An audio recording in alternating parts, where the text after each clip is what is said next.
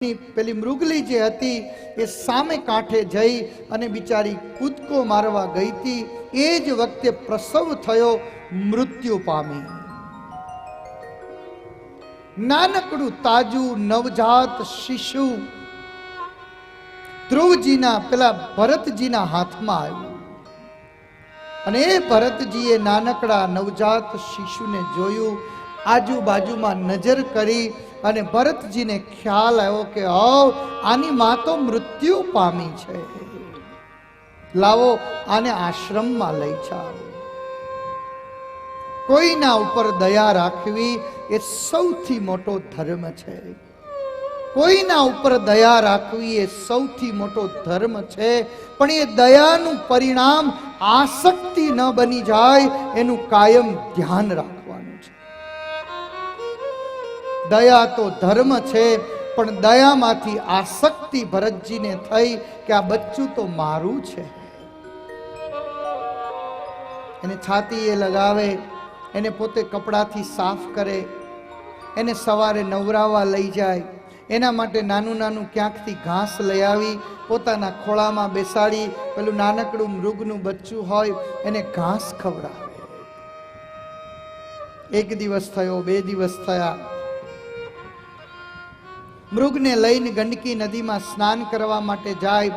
મૃગને બાજુમાં બેસાડે અને ભરતજી પાણીમાં અંદર નાહવા માટે જાય. હાથમાં અંજલિ ભરી આંખ બંધ કરી ભગવાન સૂર્યનો નમસ્કાર મંત્ર બોલે ને ત્યાં પેલું કાંઠે બેઠેલું મૃગલું હોય એ પાણીમાં કૂદકો મારે. એટલે ભરતજી વળી પાછા પાણીમાંથી બહાર નીકળી પેલા મૃગલાને પાણીમાંથી બહાર કાઢીને કાંઠે મૂકે, વળી અંદર આવે, વળી પેલું મૃગલું પાછું અંદર આવે. ભરતજીનું ધ્યાન ભગવાનમાંથી છૂટી ગયું. જે શાલિગ્રામની પૂજા થતી હતી, 1000 મંત્રથી જે ભગવાનની પૂજા થતી હતી, ધીમે ધીમે ધીમે મૃગ બચ્ચામાં ભરતજીની આસક્તિ થવા લાગી. પરિણામ એ આવ્યું કે હવે ભગવાન છૂટી ગયા અને ભરતજીનું મન મૃગમાં લાગી ગયું. ભગવાન સ્વામિનારાયણ કહેતા કે કાયમને માટે ધ્યાન રાખજો કે તમે ભગવાનના માટે સાધુ થયા છો. તમે સંસારનો જે ત્યાગ કર્યો છે ને, એ સંસારનો ત્યાગ વસ્તુ કે પદાર્થ માટે નથી કર્યો. એ સંસારનો ત્યાગ માત્ર ને માત્ર ભગવાનને મેળવવા માટે કર્યો છે. આટલા મહાન ભરત જેવા રાજા 1 કરોડ વર્ષ સુધી જેણે રાજ્યને શાસન સંભાળ્યું, આટલી મોટી સંપત્તિ, આટલો મોટો પરિવાર, આટલું સુખ બધું છોડીને આવ્યા. પણ આ ભરતજીનું નાનકડા એવું જે મૃગલા જેવું એક નાનકડું પ્રાણી હતું. એટલે ભાગવતજી કહે છે કે બધાનો વિશ્વાસ કરજો પણ તમારા મનનો વિશ્વાસ ક્યારેય ન કરશો. આપણને મોક્ષ અપાવી શકે તો એક મન જ અપાવી શકે, અને આપણને બંધન કરાવી શકે ને તો એક માત્ર મોક્ષ જ કરાવી શકે. આ મન એવી વસ્તુ છે ને કે જેમ મંદિરની ધજા હોય અને એ ધજાની પૂંછડી જેમ હલ હલ હલ કરતી જ હોય, એમ આપણું મન ક્યારેય શાંત ન હોય. કેટલાય વિચારો આવે. તમે અહીંયા બેઠા છો પણ હમણાં જ હું તમને કહું કે હાલો કથા પૂરી એટલે તરત જ ભગવાન ભૂલાઈને સીધી ભે સાંભળે કે નહીં.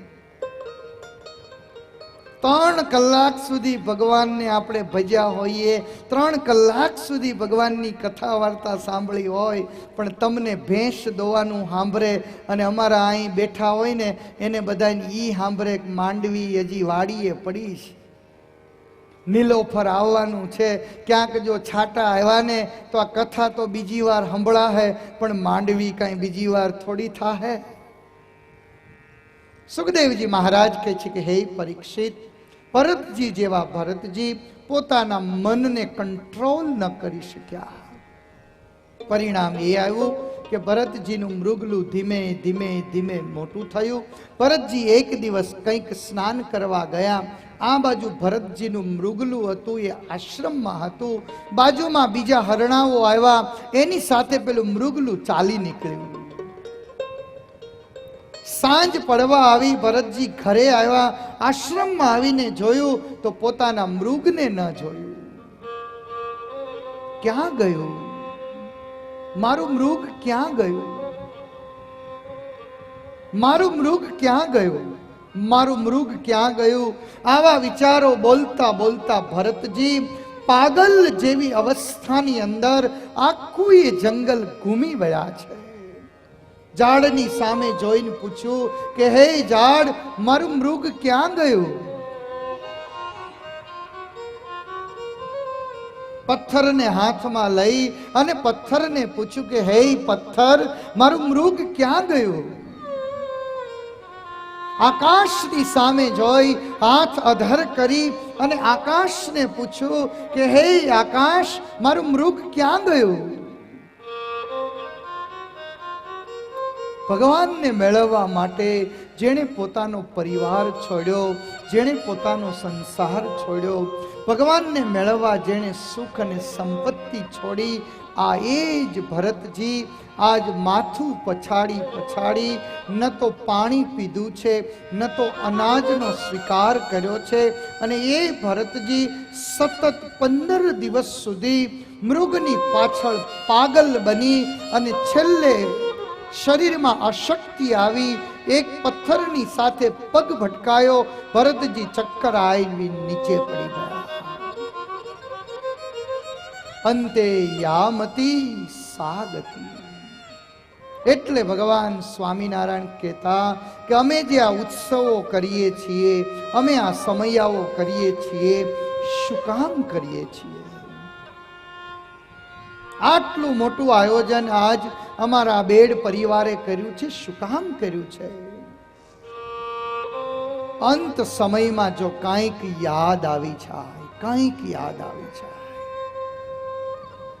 પણ અંત સમયે ત્યારે જ યાદ આવે કે આખી જિંદગી જો પ્રેક્ટિસ કરી હોય ને તો જ યાદ આવે, બાકી યાદ આવે જ નહીં. આમાંથી એકાદ શબ્દ જો યાદ રહી જાય,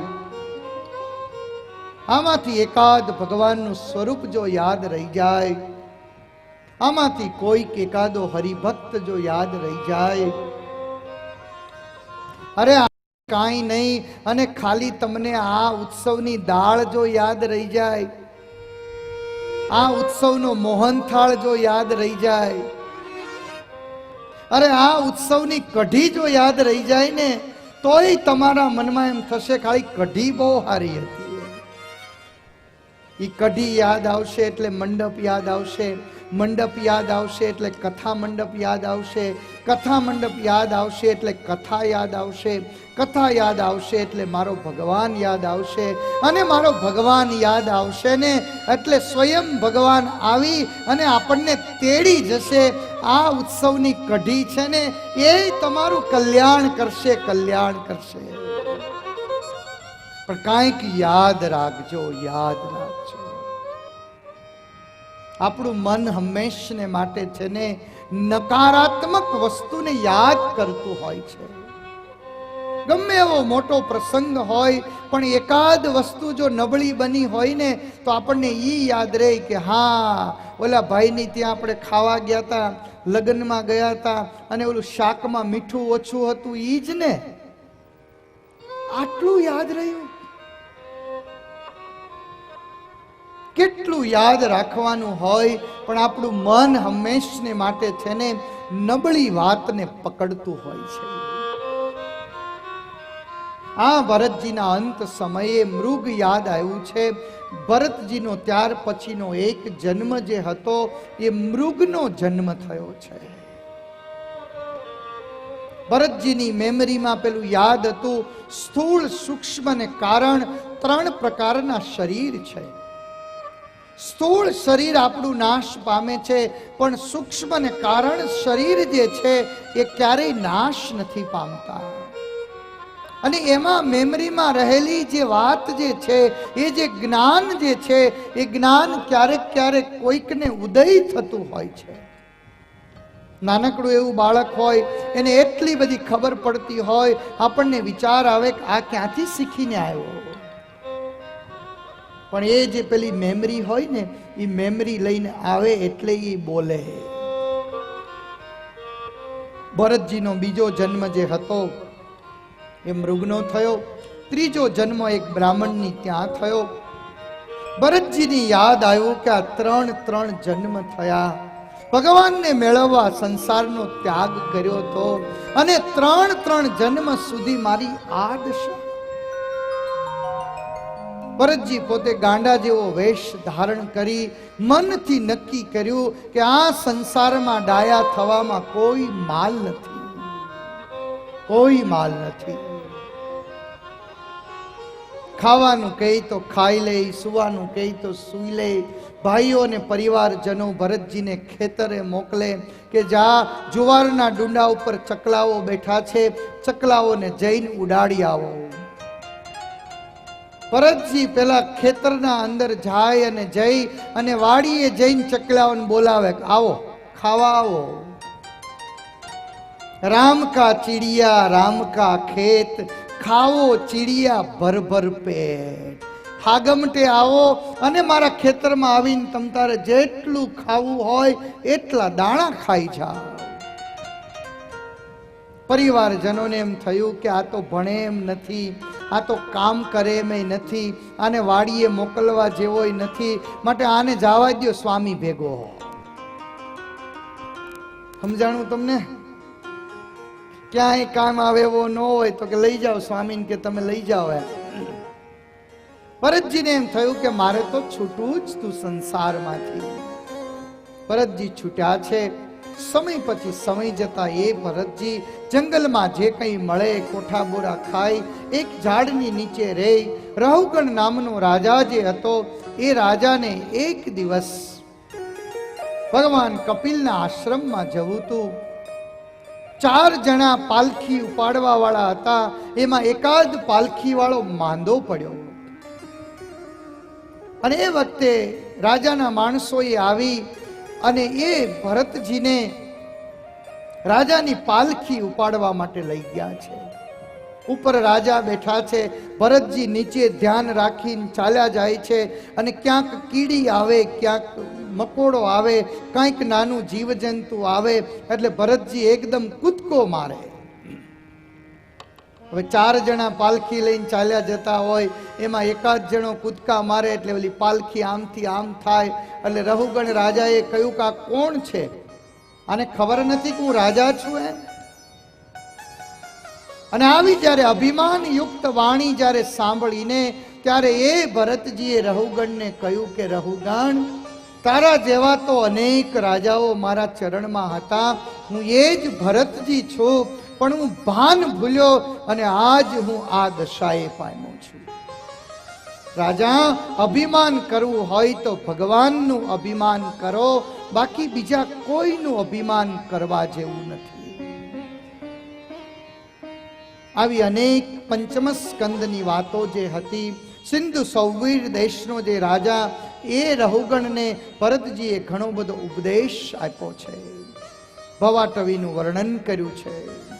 સુખદેવજી મહારાજ કહે છે કે હે પરીક્ષિત, આ રીતે પંચમ સ્કંદને સમાપ્ત કરી અને ષષ્ઠમ સ્કંદનો સુખદેવજી મહારાજે પ્રારંભ કર્યો છે.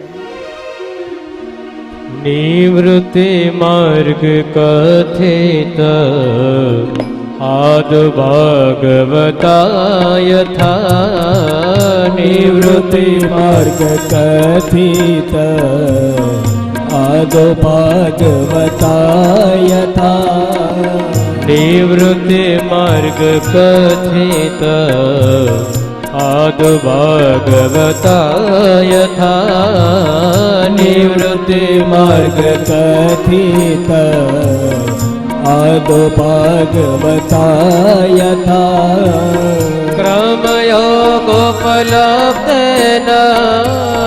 બ્રહ્મણા યદ સંસ્કૃતે.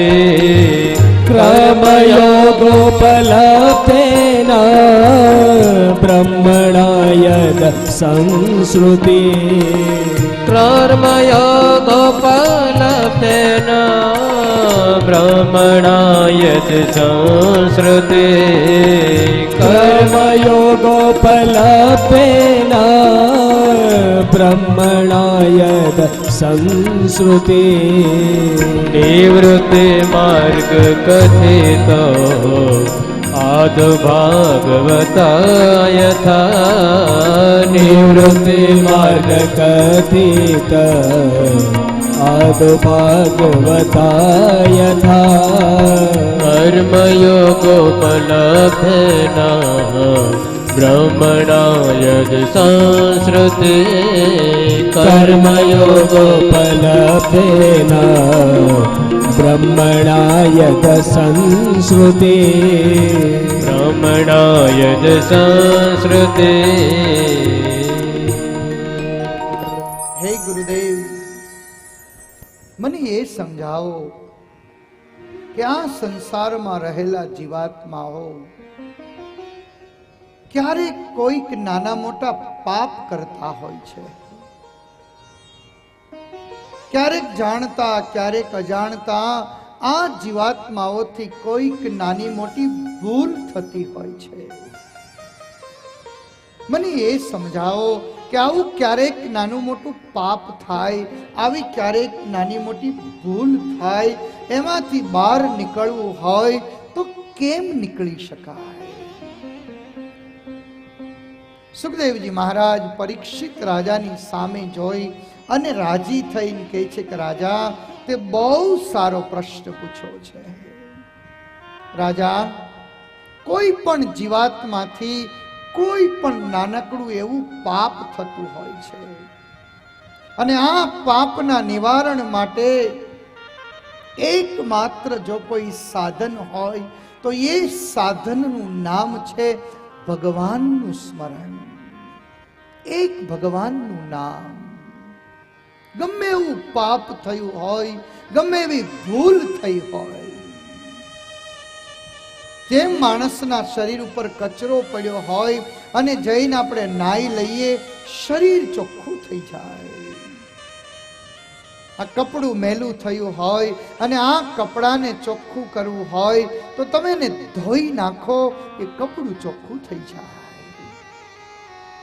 એમ ક્યારેક આપણા મનથી જાણતા કે અજાણતા કોઈક નાનું મોટું પાપ જો થાય તો આજ ભાગવતજી એ સમજાવવાનો પ્રયાસ કરે છે કે ભગવાનના નામનું સ્મરણ કરવાથી જીવાત્માએ કરેલા કોઈ પણ પાપ હોય એ બળી અને ભસ્મ થાય છે. તમે યજ્ઞ કરો, તમે યાગ કરો, તમે ગરીબને જમાડો, એનાથી પુણ્ય ચોક્કસ મળે. સાંભળજો, તમે યજ્ઞ કરો, તમે યાગ કરો, તમે ગરીબને જમાડો, તમે દાન આપો, તમે પૂજા કરો, એનાથી ચોક્કસ તમને પુણ્ય મળે. પણ પાછલું જે તમારું કે મારું પાપ હોય એ બળે નહીં. યજ્ઞ કરવાથી, યાગ કરવાથી, ગરીબને જમાડવાથી, દાન દેવાથી આપણને પુણ્ય ચોક્કસ મળે, પણ આપણા અંદર રહેલું જે પાપ છે એ બળે નહીં. આ પાપને બાળવા માટેનું એકમાત્ર નામ ભગવાનનું સ્મરણ, આ સિવાય બીજું કોઈ સાધન નથી. આપણામાં રહેલી જે વાસના છે ને, આ વાસનાથી પાપ થાય છે. અને આ વાસના જે છે ને એ અજ્ઞાનમાંથી ઉત્પન્ન થાય છે. વાસનાથી પાપ થાય છે, વાસના અજ્ઞાનમાંથી થાય છે. અને આ અજ્ઞાનનો જો નાશ કરવો હોય, આ અજ્ઞાનનો જો નાશ કરવો હોય તો જ્ઞાન મેળવવું પડે. અને જ્ઞાનને જો મેળવવું હોય તો એકમાત્ર નામ સ્મરણથી મેળવી શકાય છે. જે શક્તિ અને તાકાત હનુમાનજી મહારાજ મેળવી શક્યા, આ શક્તિ જો મેળવવી હોય તો પ્રભુનું નામ સ્મરણ કરવું પડે. કોઈ આપણને એવું પૂછે કે મારે ભક્તિ કરવી છે તો હું કેવી રીતે ભક્તિ કરું? ઘણા લોકોના મનમાં એવું થાય કે મારે ભક્તિ કરવી છે તો કઈ રીતે ભક્તિ કરાય? ભાગવતજીની અંદર એવું કહેવામાં આવ્યું છે કે ભક્તિનું પહેલું જે પગથિયું છે ને એ પગથિયું એટલે ભગવાનનું સ્મરણ. ભગવાને પોતાનું જે સ્વરૂપ છે ને એ સ્વરૂપ ભાગવતજીમાં છુપાવી દીધું છે.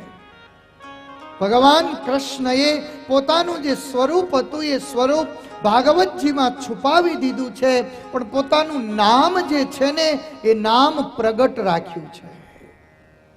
સ્વરૂપને છુપાયું છે પણ પોતાનું નામ પ્રભુએ પ્રગટ રાખ્યું છે. જે કામ ભગવાનથી ન થાય, સાંભળજો, જે કામ ભગવાનથી ન થાય એ કામ ભગવાનના નામથી થાય. તમે બેંકમાં જઈને ઉભા રહ્યો અને બેંક વાળાને એવું કહો કે ભાઈ હું ફલાણો ભાઈ પૈસા લાવો. બેંક વાળો પૈસા આપે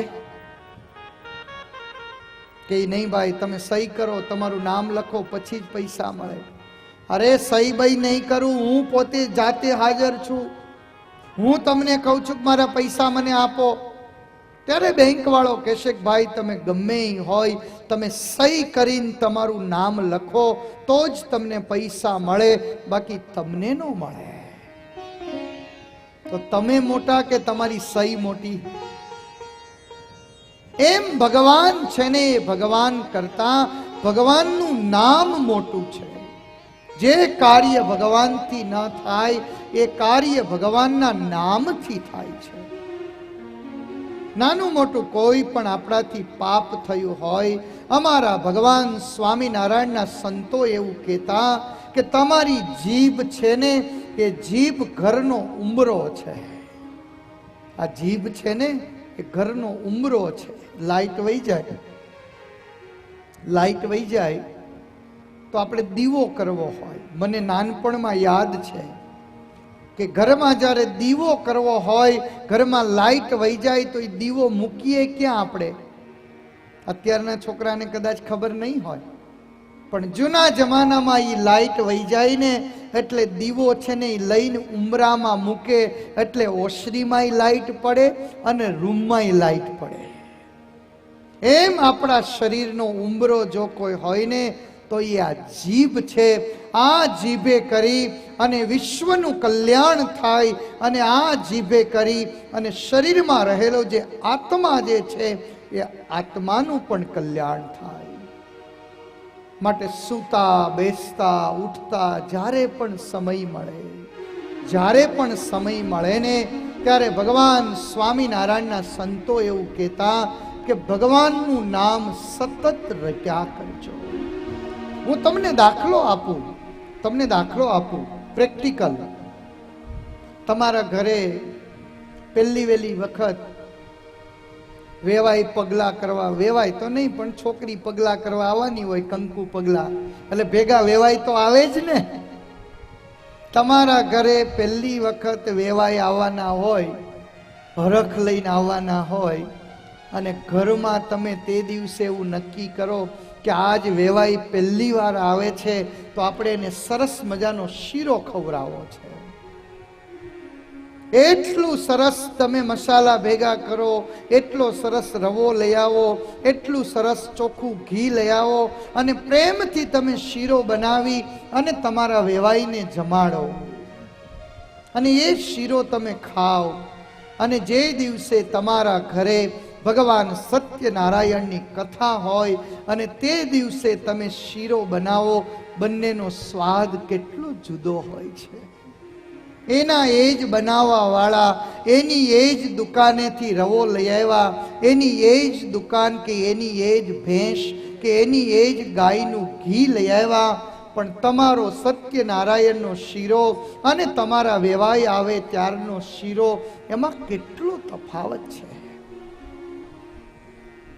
એટલે ભાગવતજી અને ભગવાન સ્વામિનારાયણના સંતો એવું કહે કે તમે કોઈ પણ કાર્ય કરો ને ભગવાનને યાદ કરતા કરતા કરો એટલે તમારું જે કાર્ય છે ને એ તમારી ભક્તિ બની જાય.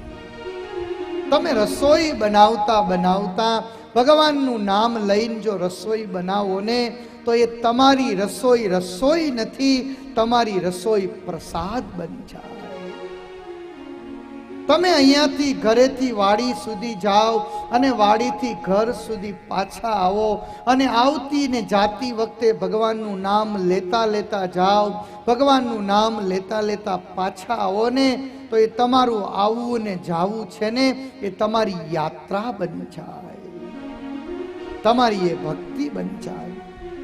આવો આપણે સૌ હાલતા ને ચાલતા ભગવાન સ્વામિનારાયણનો મંગલકારી જે મહામંત્ર જે છે ને એ મંત્રનું ગાન કરીએ, મંત્રનું ગાન કરીએ. છે મંત્ર મહા મંગલકારે સ્વામિનારાયણ સ્વામિનારાયણ છે મંત્ર મહા મંગલકારી સ્વામિનારાયણ સ્વામિનારાયણ છે મંત્ર મહા મંગલકારે સ્વામિનારાયણ સ્વામિનારાયણ છે મંત્ર મહા મંગલકારી સ્વામિનારાયણ સ્વામિનારાયણ એ જપ જપો સૌ નર નારે સ્વામિનારાયણ સ્વામિનારાયણ જપ જપો સૌ નર નારી સ્વામિનારાયણ સ્વામિનારાયણ. આપણા ઘરે એક કોથળામાં ઝાર ભરી હોય અને એ કોથળાનું મોઢું બાંધી દીધું હોય, એ કોથળાનું મોઢું બાંધી દીધું હોય અને અચાનક એ કોથળાનું મોઢું ખુલી જાય તો પેલી અંદર ભરેલી ઝાર હોય ને ઈ બહાર ઢોળાઈ જાય. એમ આપણું મોઢું જો ખુલી જાય ને તો અંદર રહેલા જે પાપ હોય ને એ બહાર નીકળી જાય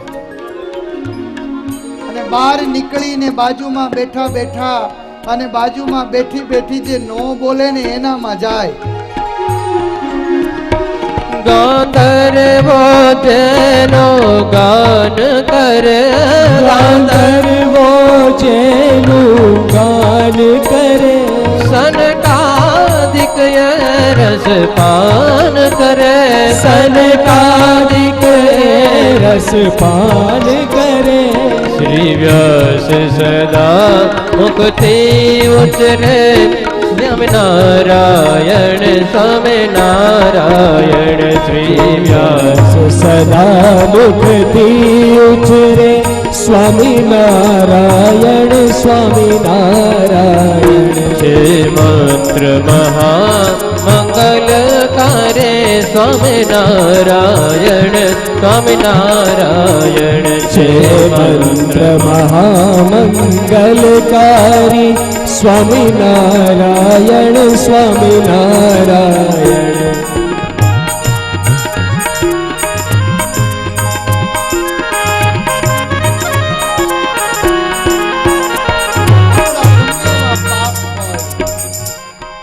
આપણા જીવનમાં ગમે એવી આપણી ભૂલ થઈ હોય,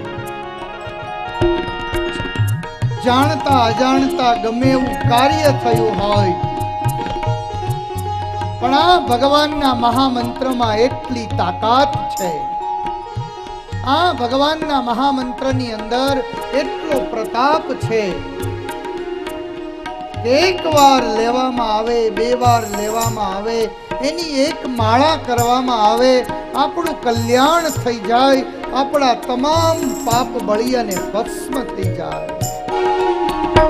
यम कुबेर इंद्रादिक देवो यम कुबेर इंद्रादिक देवो यम कुबेर इंद्रादिक देवो यम कुबेर इंद्रादिक देवो कहे मंत्र थे जपवा देवो कहे मंत्र छे आ जपवा जेवो श्रद्धा राखे सेवो स्वामी नारायण स्वामी नारायण श्रद्धा राखे सेवो स्वामी नारायण स्वामी नारायण हे मंत्र महामंगलकारे स्वामी नारायण स्वामी नारायण हे मंत्र महामंगलकारी स्वामी नारायण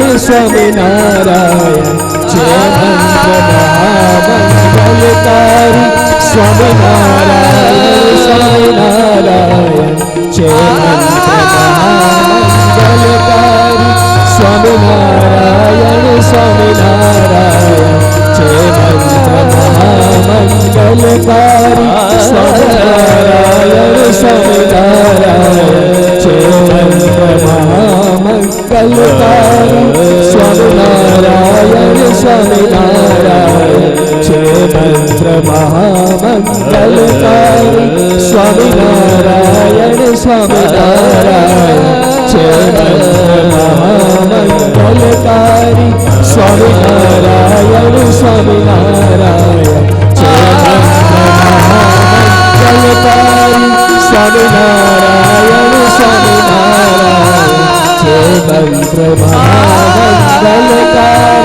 स्वामी नारायण स्वामी नारायण हे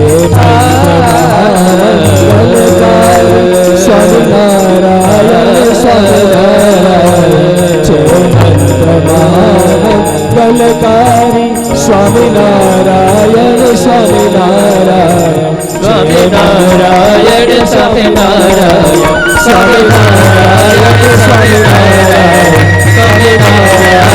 स्वामी नारायण स्वामी नारायण स्वामी नारायण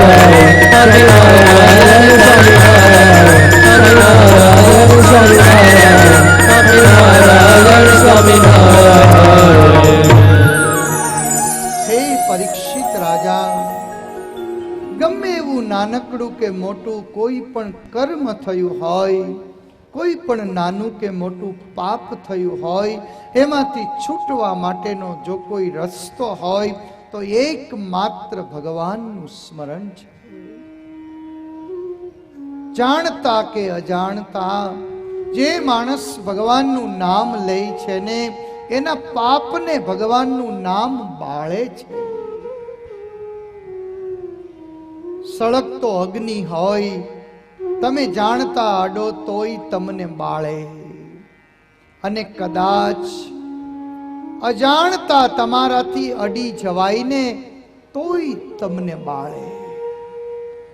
સળગતો અગ્નિ જેમ જાણતા કે અજાણતા તમે અડો અને તમારાથી અડી જવાય, અને જેમ તમને બાળે એમ જાણતા કે અજાણતા ભગવાનનું નામ જો લેવામાં આવે ને તો આપણા પાપને બાળે છે. હે રાજન, એક અજામિલ નામનો બ્રાહ્મણ સંગ દોષે કરી અધર્મના માર્ગે વધ્યો.